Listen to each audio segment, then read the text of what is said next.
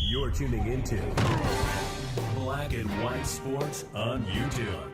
The no-holds-barred truth on sports.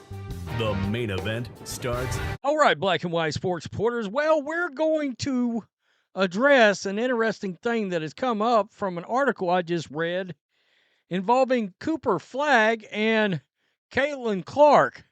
And the idea that Cooper Flagg could be the NBA's version of Caitlin Clark coming into the league, rejuvenating the league, sort of rebooting the league. Look, the NBA's got all kinds of problems. Load management, I mean, that's one big one. I understand they've waded out of the political stuff, and you don't hear a lot of that from the league. But I think the damage is done from 2020, so people, I think, have to get a taste out of their mouth. If they could get rid of Adam Silver, if LeBron James could retire, then the league will start healing. I think they ought to bring back hand checking. I do. I would like to see some defensive play again. The other issue that I find is we don't have players staying in college anymore. All right? And we all remember 80s, 90s NC2A squads and their superstars capturing the imagination during March Madness, and then those players went on to the NBA and became stars, and we just followed them. We had a relationship with these guys before they ever got to the NBA. That's part of it. That's part of an issue right now with the NBA. Caitlin Clark, just to let you know, she played 4 full seasons in college. So, Cooper Flagg right now, we're staring at 1 year. You're staring at 1 season, 19.4 points a game, 7.6 rebounds a game, 4 assists a game. What is he going to be? Everybody thinks he's got a chance to be a superstar, right? And truly be something.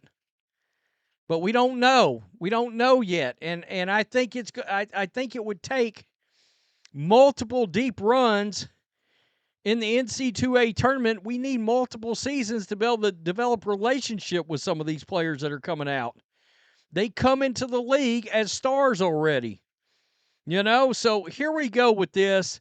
Now, in case you're wondering, would it be worth it for Cooper Flagg to stay in the NBA? His NIL money, he's the second highest paid player in college on NIL, $4.8 million.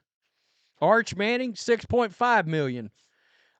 In case you're wondering, that's not anywhere close to what he would make on the rookie wage scale in the NBA. First year, $11.521 million. Second, over 12. Third, over 12 and a half. And then big, massive bumps from there. So even NIL cannot compete with trying to keep Cooper Flagg in college. I don't know. I think the relationship that people got with Caitlin Clark in large part was because she became a collegiate legend prior to walking in to the WNBA. She was the all-time greatest college player, I think most people think. And when she walked in, that entire fandom was built in and just sort of slid over. Some of us got caught up, like myself, and in the newness of it all and the excitement. It's just entertaining to watch. Cooper Flagg seems destined for greatness. Monteverde's Academy graduate joined Duke this year and has already taken college basketball by storm. His success has drawn numerous comparisons, but none other as telling as those to WNBA star Caitlin Clark. Flagg's impact on the Blue Devils is undeniable. Last year, the team finished 9th overall, 27-9. This season, with the regular season nearing its end, Duke has a impressive 28-3 record and holds the undisputed number 1 spot in college basketball. Statistically, Flagg is a powerhouse. We just went over his stats. Beyond the numbers, his charisma has played a key role in his success. Coach Brad Underwood even suggested Flagg might have the same transformative effect on basketball as Caitlin Clark did in the women's game, something has to happen to draw. You've got to have a guy that captures the imagination to draw people back to the NBA. That guy's not in the league. Sorry, Jason Tatum fan. I'm a Celtics fan. Sorry, Jason Tatum fan. Sorry, Celtics fan. I mean, me being one, he's not the guy. He's not the guy. Joker, I mean, there for a hot second, I thought, is this guy the guy? No, he ended up not being the guy. Steph Curry, and what I'm talking about is just what Caitlin Clark did. You know, Cooper Flagg shows up in the NBA. All of a sudden, a game that would normally draw 1.5 million viewers, all of a sudden, a regular season game just randomly draws 5 million viewers. That would be what I would be talking about. He plays in the playoffs. All of a sudden, you're staring at a 15 or 20 million viewership audience. Can he do that? Speaking to Outkick, Illinois Fighting Illini head coach Brad Underwood remarked, quote, if he stays in college, Flagg is destined to become the face of college basketball and elevate the game much like Caitlin Clark did on the women's side. All right, so in other words, we're asking this dude to relaunch the popularity of men's college basketball. Guys, I don't know if you realize, and look, it still draws ratings, all right? Bigger ratings than the NBA. But back in the 80s and 90s, holy shit. I mean, the ratings were big on college basketball back then. Underwood said he has only heard good things about the Blue Devil freshman and thinks he's a super talent.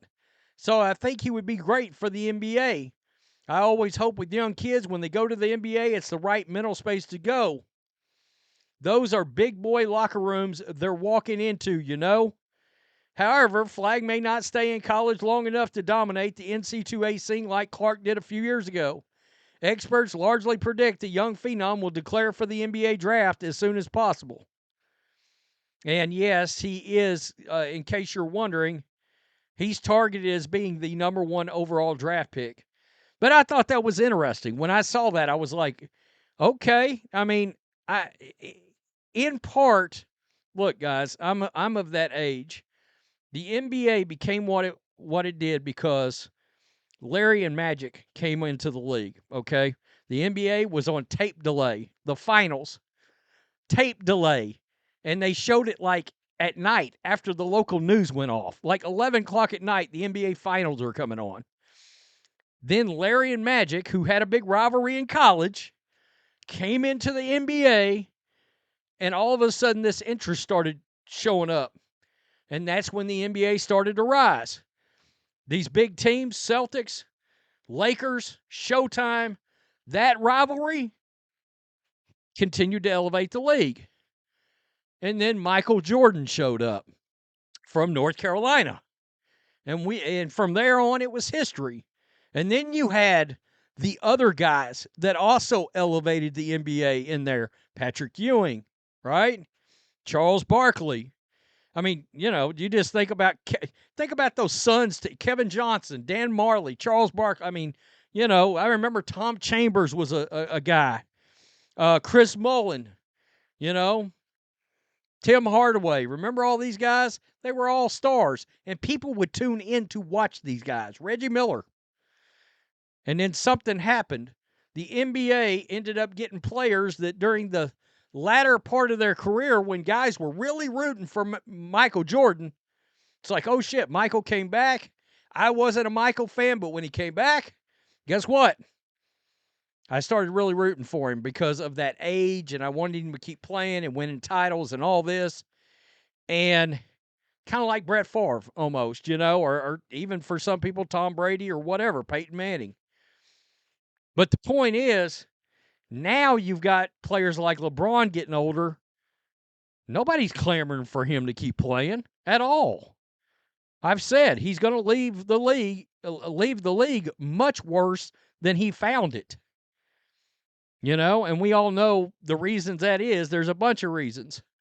But it's going to take a transcendent player, a player that has captured the imagination, that is likable, to bring people back, audiences back to the television screen for the NBA. Is Cooper Flagg the guy?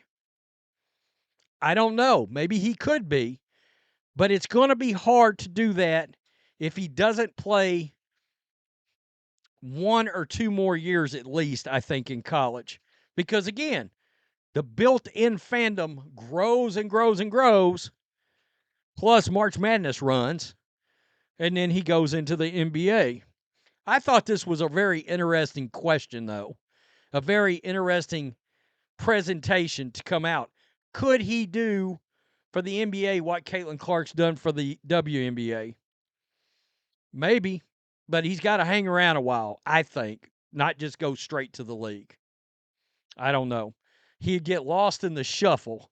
Can you imagine? He's playing for the Toronto Raptors. Oh, good God.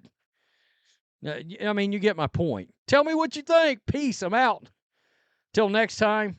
Thanks for watching the show. Be sure to like, comment, and subscribe. Be sure to tune in next time on Black and White Sports.